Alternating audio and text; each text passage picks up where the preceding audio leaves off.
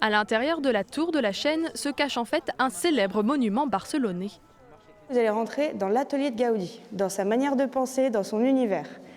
Vous allez découvrir la Sagrada Familia, son œuvre la plus grandiose. Un voyage dans le temps offert par le Pixie Festival dédié aux arts numériques.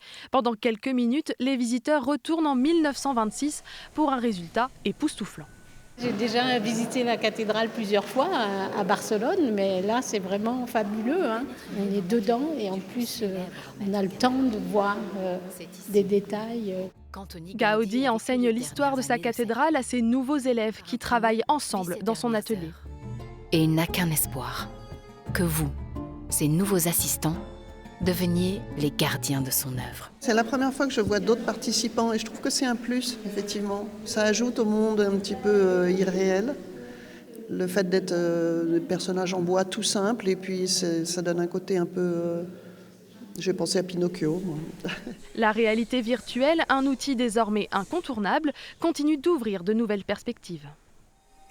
Et la réalité virtuelle est devenue un vrai médium en soi qui permet une narration à 360 degrés. Et ça, c'est une écriture nouvelle, c'est une narration documentaire nouvelle aussi, qui peut être historique ou convoquer l'imaginaire. Lou, c'est assez. Changement de décor et rencontre avec Lou. Dans la peau de cet enfant autiste, les visiteurs doivent réaliser certaines actions pour progresser dans le récit. Ça permet d'être plus dans la peau de l'enfant et pas de voir d'un point de vue extérieur, mais d'un point de vue interne, puisque du coup on représente nous-mêmes l'enfant. Donc je pense qu'on comprend mieux ses sensations, ses émotions.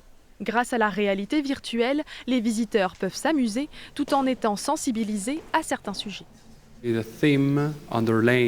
Évidemment, le sujet principal, c'est apprendre à se défendre, pour tout le monde, mais surtout pour les femmes.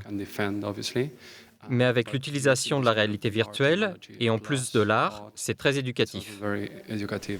Des immersions à découvrir jusqu'à dimanche, gratuitement et sans réservation.